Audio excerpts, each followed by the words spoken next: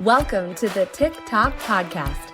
The clock is always ticking, so let's synchronize our watches and dive in. I'm your host, Callie Brigham, and I'm here to help you make time for what matters.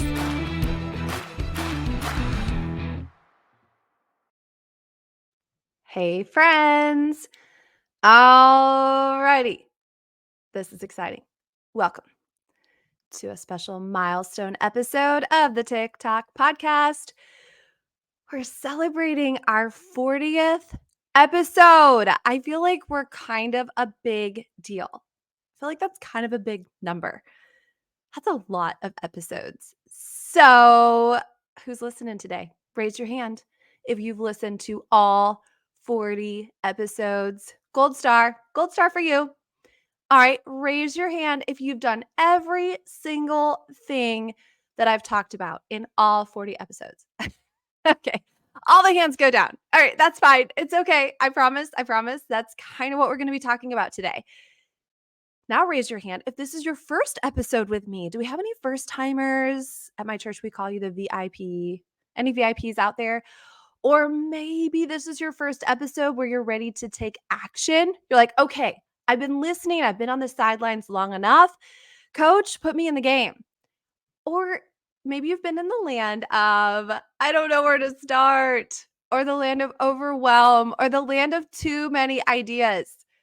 Callie, you gave me 40 episodes with about 5 ideas in each one. And then we've got all the other things and the extras that all of the experts and the Friday bonus guests have given. Too many. I mean, where's the fine line, right? How can I give you prayerfully great content all the time, but then also how can we apply it? I will say a side note that my mom has a little notebook, or actually she might do it in her notes section on the phone. So she might have a separate note and she writes down a hot point now and again, or a takeaway that she wants to work on implementing. I think that's so cute. Way to go, Mom. I love that. And speaking of her, she will be my special guest on our next episode, episode 41. And of course, you will not want to miss our conversation. And it's all about what she would tell her younger self. So definitely set your alarm for Friday's episode. Okay, so back on track. How do I begin, or how do I get back on track? How do I start today to start to make a difference with some of these things that we talk about, some of them repetitively, some of them new on our episodes about time management? So I thought I would break it down for you to the top 4 things, the top 4 tips or starting points that I would do if I were you. By the way, I am you. Let's be real. Every time I do an episode, I'm like, oh, that would be really good to implement. Now, I'm not saying that I'm teaching you or advising you in things that I don't already do. I do them, but we can always be better. We can always have reminders. So, in absorbing all of these last episodes, we're going to now take a deep breath and maybe make a few changes. You know, I just heard someone say the other day, is this going to be a new year or just another year? So, do you want to be listening next year? I mean, hopefully, we'll still be here next year in episode 140 or so. Do you want to still be thinking that you're spinning your wheels when it comes to time management? Or do you want to be really in a new place, in a new headspace, in a new mindset, having a schedule that you love that is flexible and structured at the same time? You know, it's interesting. One of my girlfriends, Christy Campbell, said something really profound to me just the other day as we were doing a training for our teams. And she said that she really resisted consistency because it felt like a flat line. I thought, you know what? I never thought about that. So maybe you've been a little bit resistant or avoiding some of these things because you thought it might be boring. You thought, I like to have fun. I like to have a good time. I don't want to be shackled into a schedule. Well, I think this is going to be for you because her reality and her new perspective on consistency was that there is a rhythm to it. And there is a security too in having a game plan that you have put into motion that you can count on and that other people can count on too. All right. So let's talk about the 4 tips that if you were starting brand new today, fresh as a daisy today, that this would be what I would suggest where you start for time management. And actually, I think I'm gonna give a bonus tip, but I'm gonna give it first. A lot of times you wait for the bonus at the end. I'm giving you the bonus first. And the bonus tip is sleep. Yes, I'm gonna be absolutely waving this flag, banging this drum from now for eternity. Prioritizing your sleep. I mean, who knows? Maybe I'm gonna become a sleep coach next, or at least a sleep cheerleader if that's a thing. And I know there are a few of you out there in the world and in the universe who may not need a lot of sleep. And I honor that for you, how God created you. But I will say, for those of you that think that way, maybe just take a hot minute and say, is it just because I'm used to not getting a lot of sleep? I'm just saying. Okay. But we just finished a sleep accountability, as many of you know, in our TikTok tribe. Link is in the show notes if you want to be part of our group. We're over 900. I love it. And we had so many ahas. I did that last episode, so I won't go back into that, but I definitely want you to reframe and energize your weekly plan sheet with prioritizing sleep as number one. I also want to shout out to Lynn Jenkins, who is our winner of the giveaway in the tribe. She consistently tracked her sleep for a whole week, had a lot of ahas, as did all of our other participants. So thank you so much, friends, for doing that. Okay, first tip, give yourself grace. That's actually my first tip. I want you to begin by acknowledging there are challenges of feeling overwhelmed. That is so normal. And it's important that you show yourself some grace during these times. So we're going to just start there. I've been working recently with my mastermind group. We're about halfway through our 90 days together. And we've been working on establishing some habits and taking tracking to the next level. And what I've been telling them in all of this, in wanting to grow and wanting to improve in certain areas of their life, is to start with a general curiosity. No shame, no judgment, just a curiosity. I want them to be scientists, not judges. And so I want you to be a scientist too. Like, that was interesting. I'm going to do some experiments. I'm going to see what works, what doesn't, what fails, what thrives. That is what I want you to do when it comes to really any area of your life, but especially as we're working on schedules and we're working on time management. So just also acknowledging the season that you're in. Is this a season that is maybe completely outside the norm? Maybe it is something pretty temporary, and I don't want you to throw everything out or think that you're a failure because you're in an unusual situation. Maybe there's a difference right now in your schedule because of how where your spouse is working, what time he's working, if he's out of town. Maybe there's a difference in your children. I was just at an event at our school, the kids' school, and there was a child psychologist who came, therapist. He's worked with like 30,000 kids. Dr. McCurdy, Keith McCurdy is his name. And he was actually telling they on Fridays, whoever they have a guest speaker speaks to the upper school, 7th grade and up. So he was talking to our students, including my kids, and my 13-year-old said, he suggested that you write down your complaints and frustrations. So whatever your like grievances, whatever you're like about, write it down on a piece of paper. And then in 2 weeks, you come back to the piece of paper and see if it's still an issue. And if it's still something you're like grumbling about that is still frustrating, then address it. And if it's not, you can move on. How many times do we dictate so many things about our lives, our emotions, how we feel about ourselves because of something that is frankly temporary? So we're going to stop being hard on ourselves. And you're going to ask yourself, did I accomplish in the last 40 episodes? Have I accomplished anything that I've wanted, or really in the last year? Have I accomplished anything? Is my family healthy ish and happy ish? Sometimes that's enough. That's enough for a start, and that's enough for a foundation for it. Did you laugh some this week? Did you find an hour to do something that you enjoyed? My friend Dawn in episode 39, which I just have to pause and say, the whole episode 39, we thought it was episode 40. So we were giddy and super excited and like high-fiving and like, how fun is this? And in true Dawn and Callie form, it was not episode 40. It was episode 39. And we had a big laugh about that. Well, Dawn said, you've made it through 100% of what life has given you. Like, give yourself grace. You have literally survived 100% of the things that have happened to you in your life. So, with that being said, now we can be open to the next step that I would take in getting a grip. Getting a grip on all of the things that you could be doing to be a time master. So, number one was give yourself grace. Number two, if I were you and I was starting fresh and I didn't know where to begin, I would take a habit audit. This is from episode 20 because we can't really adjust or change what we don't know. So, the habit audit is really a tool for identifying areas in your life that could be contributing to productivity, could be contributing to feelings of overwhelm, or really kind of somewhere right in the middle. A habit audit, you can go back and listen to the full episode in episode 20, is really to write down what you do in a given day.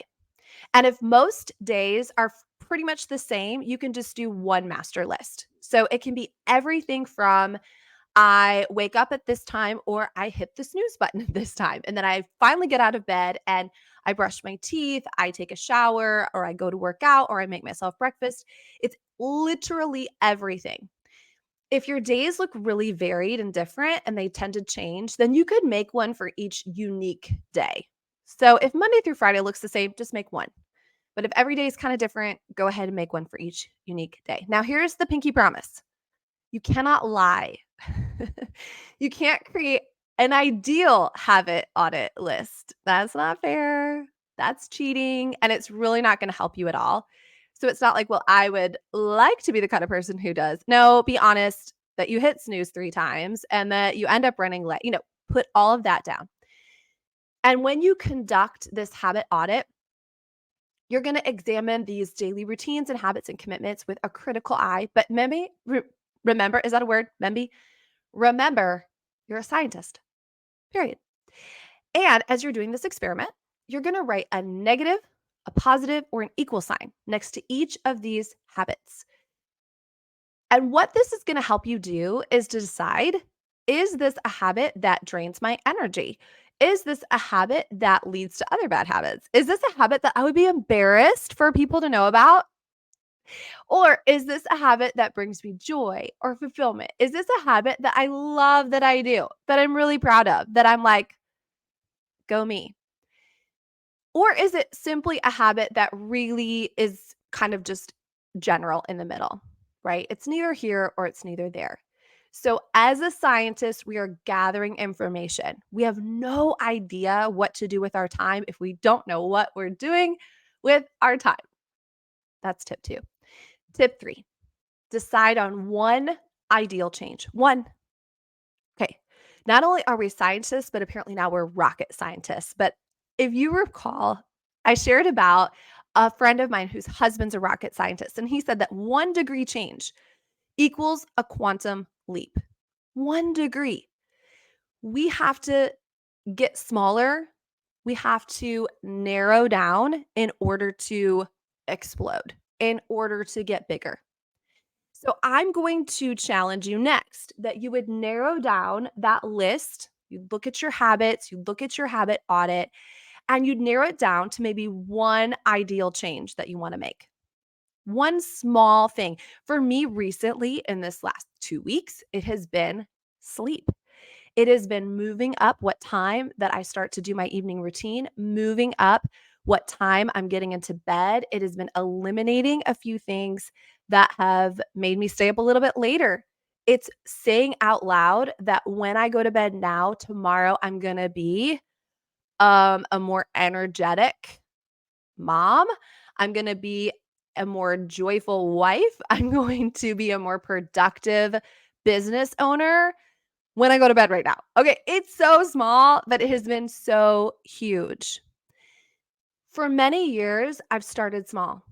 I mean, I started small with just reading the verse of the day in the morning. It's something that I still do, but it also led to other things like my surrender prayer, and now I'm doing the Bible recap, but it started small.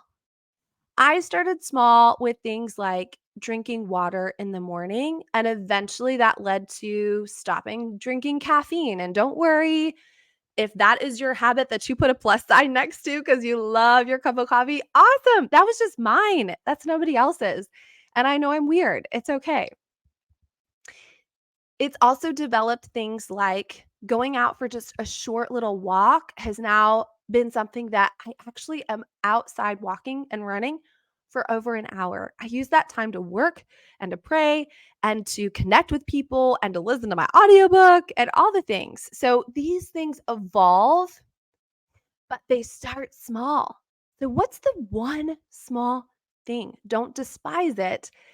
Don't reject it. Don't get it twisted that it has to be something bigger. I think that's the key to all of this is the one little tiny ideal change.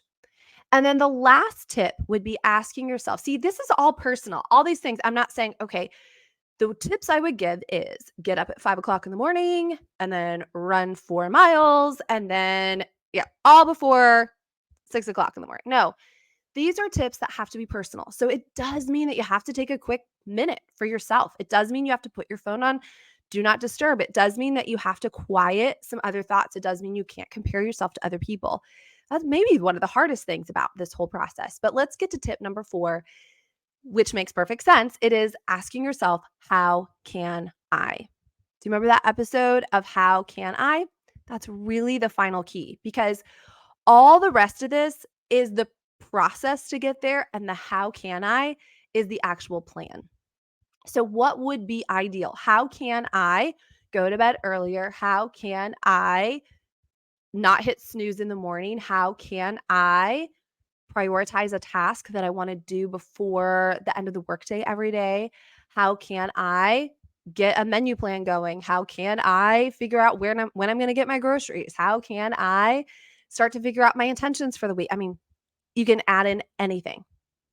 This is a solution focused mindset. Asking yourself, how can I? Does anybody remember that whole episode that we did on How Can I? That is episode 30, in case you want to go back and listen to that and get a refresher on it. So, reframing a challenge. So, how can I prioritize my tasks more effectively? How can I delegate responsibilities to lighten my workload? Maybe there's something I want to do, the one small ideal change, but that means somebody else has to do something too. Somebody else in the household has to learn how to do laundry. Somebody else in the household, maybe it's like, you know what? After our meals at our house, it takes me an extra 20 minutes to have to clean up the kitchen. And then I don't want to. So then I go to bed with the dishes in the sink. And then I wake up the next morning and I'm already feeling kind of ugh. Well, maybe the how can I is this is an all skate family. Everybody, we turn on some fun music. Everybody grabs their plate. Little kids, by the way, Dr. McCurdy said at the age of 2, they have enough dexterity and enough verbal skills that they can pretty much do anything. So maybe they've got their little plastic plate so they don't break it and a little step stool to get to the sink, and everybody washes their own dish, and then boom, my kitchen's clean. How can I? This is brainstorming. Maybe it is seeking input from others carefully, depending on who it is, breaking down tasks to smaller, manageable steps, and knowing that you have incredible creativity and curiosity in your brain if you will just allow yourself to do it. So it's not can I or it's not impossible. It is how can I? And then you go to work figuring that out, knowing that sometimes you figure out right away. You're like, why didn't I think of this before? And sometimes it takes a little bit of a process. So I wanted to spend a few minutes on this episode to just say, let's like take a breather for a minute. We're 40 episodes in. Maybe it's time to go back and re-listen to something. Maybe it's time to reevaluate something. But most importantly, other than your sleep, it's time to just say, all right, here's the deal. Like, girl, you are okay. Guy, you're okay. You're more than okay. Give myself some grace. Take a breath. I mean, the fact that you even pressed play on this says a lot about you and that you don't want to stay the same. You want to be better. You want to be your best self. And then next saying, okay, but what am I doing? What am I doing? And pretty quickly we can look at that and maybe notice a few deficits, a few areas, but we're just going to pick one. And we're either going to substitute something or we're going to shift something or we're going to delay something. We're going to make a difference in that one small little teeny tiny area. And when we do, we're going to ask ourselves, how can we? That's it. So as we wrap up this 40th episode celebration, remember that feeling overwhelmed, struggling with time management, it is such a common experience. If it weren't, I wouldn't have a podcast about it. Show yourself grace. Conduct that habit audit. Decide on one ideal change and ask yourself, how can I? Let's simplify a lot of this. We all need different things, and you know what yours is. Let's take some meaningful steps, some baby steps really, towards a more balanced and fulfilled life. So imagine if you did this very thing once a month.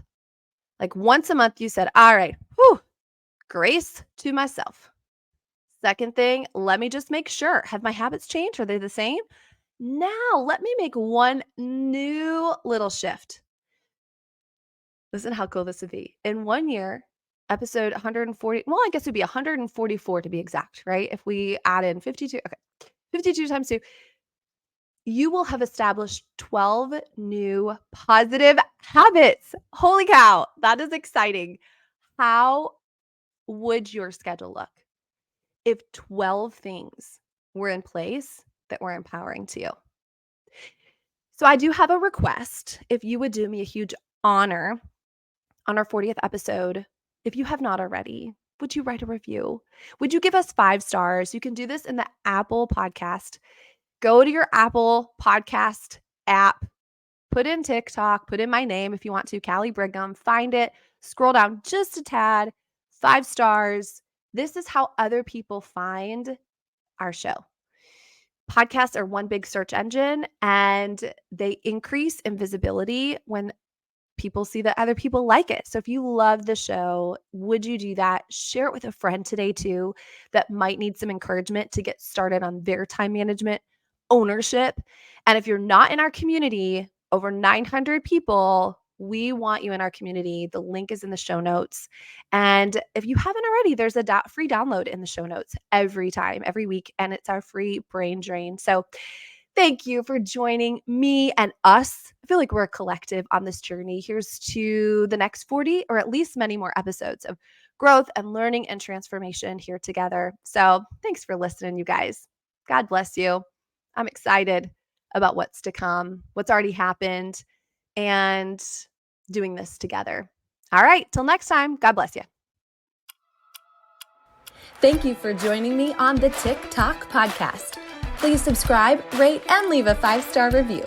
Your feedback fuels our mission to help you master your time. Set your alarm for our next episode, and until then, make every moment count.